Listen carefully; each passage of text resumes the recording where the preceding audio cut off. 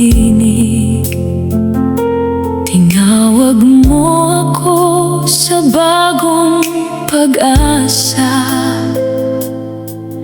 at ang takot ko'y unti-unting nawaglit. Kapag ang landas ay hindi ko maunawaan, kamay mo ang gabay sa bawat hakbang. Jesus, sa iyong tinig ako'y bumabangon. Sa iyong salita muli akong nabubuo.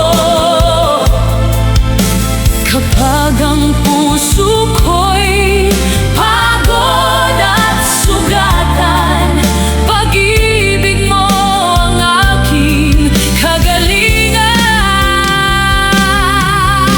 Jesus, ikaw ang awit ng aking kaluluwa. Ikaw ang dahilan ng bawat papuri ko. Habang may hininga at tibok ang puso, ikaw lamang ang itataas ko.